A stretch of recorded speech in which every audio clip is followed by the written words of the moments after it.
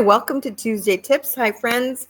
My name is Pam. I am with Your Nurse Advocate Consulting, and I'm an RN board certified patient advocate. So today, navigating sibling roles when school starts. This is a challenge, especially for those baby boomers that are in a situation with a sandwich generation family. So you may be a parent, you might have kids, whether they're high school, grade school, college, and caring for your baby boomer aging parent or aging loved one. So why is it's stressful when it comes to school starting? Because it's new schedules. So today, navigating sibling roles when school starts, how to share the load without burning out is our topic for this week's Tuesday Tips. So, why fall ramps up caregivers' stress, especially for the sandwich generation? Well, new school schedules, after school activities, traffic, homework, everything shifts. We just settled into a summer schedule, and now we've got to make changes again. So, caregiving tasks, they don't pause. They don't change seasons. They don't change routines unless, of course, something happens. But the caregiving roles don't change. So if you're part of the sandwich generation, this is peak overload time. So the goal would be to create clarity in roles, create simple systems, and have a backup plan that prevents any type of crisis. So even within our own family, we've kind of hit that crossroads. My sister was able to take a great trip to Disney World with her grandkids and a couple of her boys, her sons, and their families. But she's the primary caregiver of my mom. Now, my brother-in-law was home with her. My brothers and sisters were all pitching in. I'm a long distance caregiver, so sometimes I feel that guilt a little bit. So my sister got ill. She picked up some kind of a gastrointestinal bug, really hit her hard. She's kind of burned out. So we're gonna bring my mom home with us for 6 weeks or so, sometime in November, and bring her home for Christmas. So sometimes you've got to give that caregiver a break, and it's easy to slide in and knowing that one person's got it handled, and she never complains, but she is getting burned out, so we do need to give her a break. So one of the things I suggest you do is just make what we call a care map. This can be a one-page map, and you're going to write down tasks, who does it, what the frequency are, and then who are the backups. So for example, you can have medical concerns, appointment scheduling, medication refills, pill box setup, vital signs following the doctor's treatment plan. Another category would be just activities of daily living, meals, shopping, laundry, bathing support, transportation to and from doctor's appointments, things like that. Getting her hair done. That's my mom's thing on Friday. She goes to her Friday appointment, wants to get her hair done. Another category would be finances and insurance, paying bills, following up with insurance issues, any forms that need to be completed, health insurance, anything related to the finances. And the last category be, emotional or social, weekly check-in calls or visits, companionship, making sure they're not too isolated. They've got some socialization. Maybe they go to church or have community, have church family members come visit if they're shut in, getting them to maybe a senior center, being in charge of that emotional support for that aging loved one. So once you have the tasks that are pertinent for your aging loved one on the care map, then you want to assign primary and backup for each category. No task should rely on one person alone. So some of the talking points might be, think about some strengths. A sibling might say, I'm detail orientated. I can manage meds and bills. You're nearby. Tuesday, can you handle rides to, take mom to the for her hair appointment? Or, be explicit.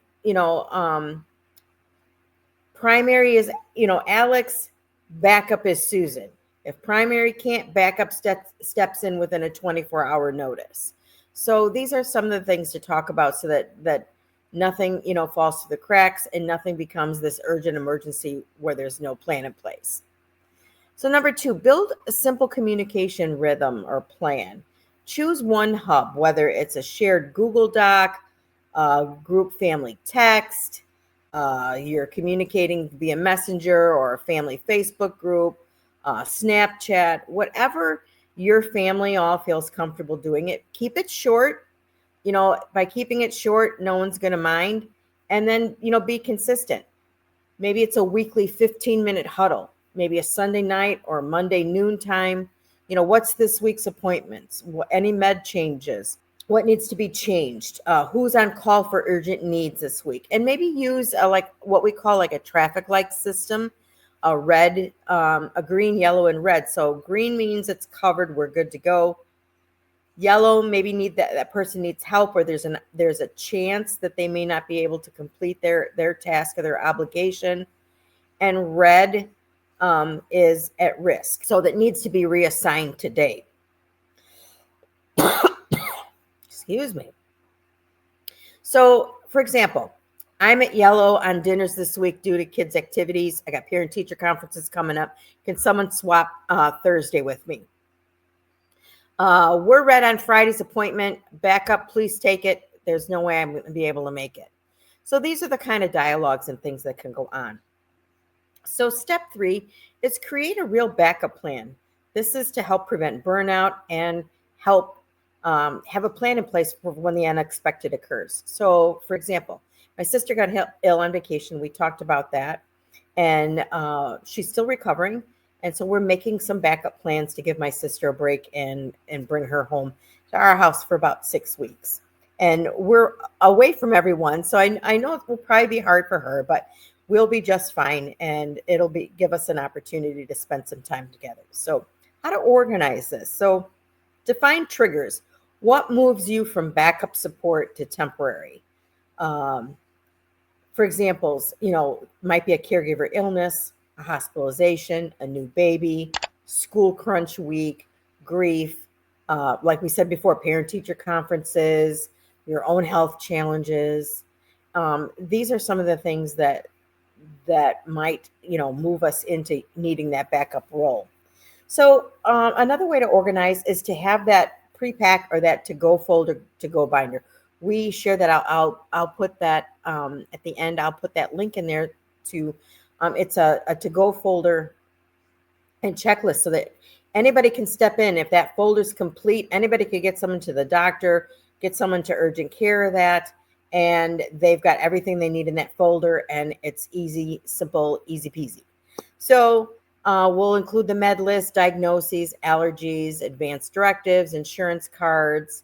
These are all listed in our to-go folder checklist and our guide. So I encourage you, it's free. I encourage everybody to reach out and get that. And it goes into a lot more details on the to-go folder and that. So a home setup checklist for the backup home. So for me, I'm the backup home right now. So do I have a bedroom on the main level? If possible, yes, I can make that happen. And with the bathroom close by, all of our doorways are handicap accessible. My mom has a walker. It's all wheelchair, walker accessible. We already have a raised toilet and seat in the main bathroom. So we're okay with that. We don't have any carpet, so she's going to be able to tool around with her walker and not have any issues. Medications are not going to be a challenge. We have a step-in shower. It's already got a seat in it. It's got a handheld shower head, so we're all good there. So these are some of the things to consider if you're going to be a backup home. One of the other things is to look up as a respite backup, and we do have an assisted living close to my mom's home that she can go there for a respite if we're all going to be gone and she for some reason is not able to make it. So think about that respite as well. And so step number 4, share the load without keeping score. Swap tasks, not guilt. One sibling handles insurance forms, refills calls, another does rides, grows. I mean, don't count and don't keep track. Just make sure that everybody's doing something, to pull their weight. Money fairness, track out of pocket costs. Make sure that that's all divided fairly. settle, maybe monthly, or settle, at some other dedicated time so that everybody feels like they're being reimbursed. So if school nights get hectic, then switch Saturday errands, and you can take Monday. I mean, try and be flexible. So, no, step number 5, protect the caregiver and the relationship. Sleep and food. Schedule your meals and bedtime like appointments. 2 hours a week of respite for the primary caregiver minimum. Find a way to give that person a break. My sister works from home, but she still has to work. Check the basics when behavior changes: pain, infection, constipation, dehydration, new meds, poor sleep. Anticipate changes. And have some scripts for hard moments. I need to tap out for tonight. I'm at red. Who can cover? If not, we'll bring in paid help this week. So those are some of the things, to consider. So when to bring in outside help. So sometimes repeated yellow-red weeks. So if you have a lot of family members that are yellow or red, and there's falls, med errors, missed appointments, caregivers, health declines, I mean, this might be an opportunity, or a red flag, so to speak, where maybe it's time to bring in some outside help. So a nurse advocate can coordinate the moving pieces and help you mediate the sibling plans. We always do a free 30-minute consult, and I'm going to go ahead and I'll drop the link in there, and also for our free resources, because those are important. And even when we do a 30-minute free consultation, we guarantee that you're going to walk away with at least 2 or 3 action items that you can do and implement right away, whether or not you use our services. So we are really try and help you as much as possible. So let's recap: care map, weekly huddle, backup plan, fair share with the money, protect the caregiver. If you want help mapping roles or building your to-go binder, please, consider booking a free discovery call for us. For ongoing support, our VIP membership, that's really a reasonable way to stay ahead of things. It's 2 30-minute check-ins, every month, and this is a way for us to stay on top of things. So with that being said, we would like to thank you for stopping by and sharing some time with us. And we're going to go ahead and wrap up this week's Tuesday Tips. Take care, and we'll see you back here soon.